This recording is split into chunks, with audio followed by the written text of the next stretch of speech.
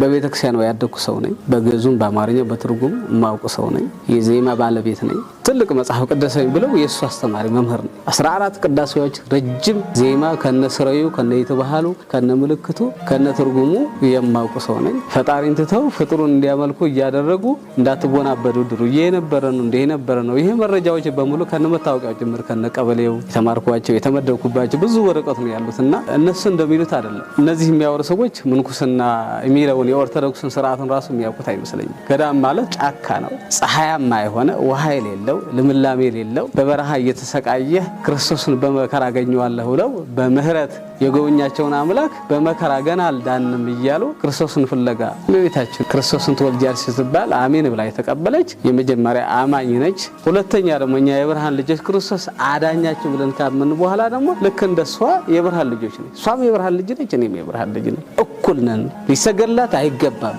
ስግደት ለአንድ አምላክ ይገባል። ማርያም ባትኖር ክርስቶስ ሁሉ ቻይ ነው፣ ምንም አይሳነው አምላክ ነው። አንድ ሰው አስቀምጦ እሱ በወደደው ከማንኛውም መወለድ ይችላል ነው። በእነሱ እምነት እመቤታችን ጌታችን አስገኘችልን ብሎ የሚያምኑት። ያው ቅዳሴ ማርያም በሚባል ቅዳሴ ያለ አኮቴተ ቁርባን ብሎ ነው የሚጀምረው። የቁርባን ምስጋና እያለ ይጀምራል። ዘደረ ሰላቲ በመንፈስ ቅዱስ አባ ሕርያቆስ ኤጲስቆጶስ ዘብሔረ ብህንሳ። የብህንሳ ኤጲስቆጶስ አባ ሕርያቆስ የተባለ አባት በመንፈስ ቅዱስ ለማርያም የደረሰው የቁርባን ምስጋና ነው ብሎ ይናገሩታልና ኦ ድንግል ዘወለድ ኪለን መብላ ጽድ ዘበአማን ወስቲ ሕይወት ዘበአማን እያለ ይናገራሉ። ድንግል ሆይ የሕይወት መብልን ወልደሽልናልና የሕይወት መጠጥን አስገኝተሽልናልና እናመሰግንሻለን እያሉ እዚያ የተደረሰዋል። አስገኝ አይደለችም። ከወለደችው በኋላ በሱ ደም ነው የዳነችው እንጂ እሷ ደሟን አልፈተተች፣ ስጋዋ አልተቆረሰ። ምኑ ነው እሷን አስገኝ የምትሆነው? እሷን አምላክ እንዳስገኘች አድርጎ ሲያመሰግኑ ይሁሉ ሲከረክረ እየነበረ ነው። ስህተት መሆኑን አውቃለሁ። ነገረን በእንቲ አከ ወልደ ነጎድጓድ ይባላል ቅዳሴው። ስለ አንተ ሊነገረን የመጣው ኢየሱስ ክርስቶስ ነው። በሰማይ አባት መኖሩ ላኪ መኖሩ ተላኪ ስሙ ሆነ ሊነገረን የመጣው ማን ነው ይላል? ኢየሱስ ክርስቶስ ነው። ከዛ በስተቀር ሌላ ሊነገረን የመጣ የለም።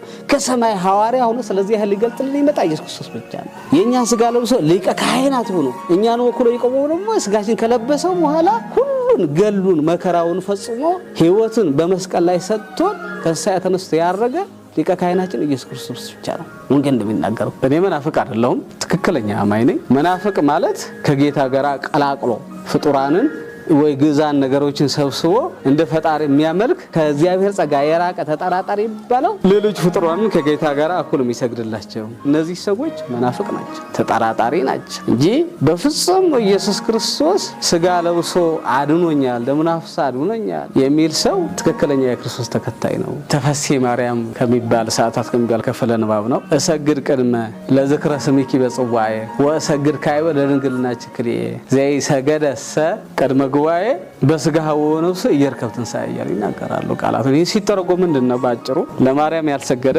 ለድንግልናዋ ያልሰገደ በጉባኤ ፊት ያልሰገደላት በነፍሱም በስጋውም ትንሣኤ ያገኝ።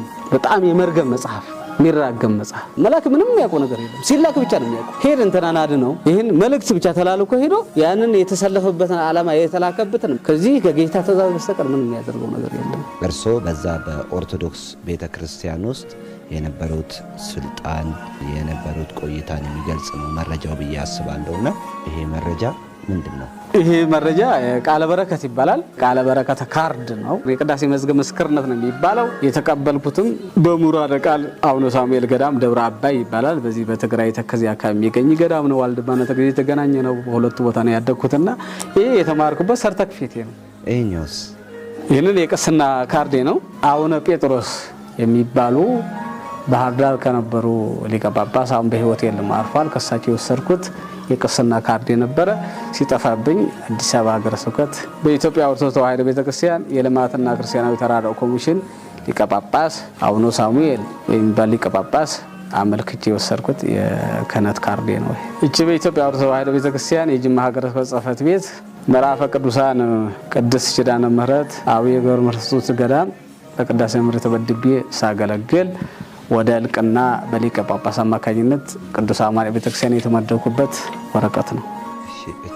እቺ በጎለልቻ ሳለሁ ከስብከተ ወንጌልና ከቅዳሴ መምህርነት ብዙ ስራ የሰራሁባቸው ናቸው። ሐረር ሄጄ የተቀበልኩት ስብከተ ወንጌል ሰርተፍኬት ነው። በኢትዮጵያ ኦርቶዶክስ ተዋሕዶ ቤተክርስቲያን የወላይታ ሀገረ ስብከት ጽሕፈት ቤት ነው። አንደኛ ቀላዋዲውን መተዳደሪያ ደንቡን እየጠበቁ የበላይ አካል እየጠበቁ የሚለው ያስተዳደር ጉባኤ ያለው የልማት እንድሰራ ለዚህ ለአጆራ አሁን ተክለ ሃይማኖት ገዳም አስተዳዳሪ ወይ አመኔት ሆነ የተመደብኩበት ወረቀት ነው። ይሄ ባጭሩ አስቻ አሁን ያለሁባት የመጣሁባት ነች። 2016 ነው የተሰጠኝ። ያው በምንኩስና ባለሁበት ነው። ምንም እንትን የለውም። መታወቂያም በዚህ ነው። ነዋሪነቴም ያው አሁን ከመጣሁበት ቅዱስ ገብርኤል ቤተክርስቲያን ምን የምትባል ቀበሌ ወረዳው ገለልቻ የምትባለው እዛ ያለች ነች።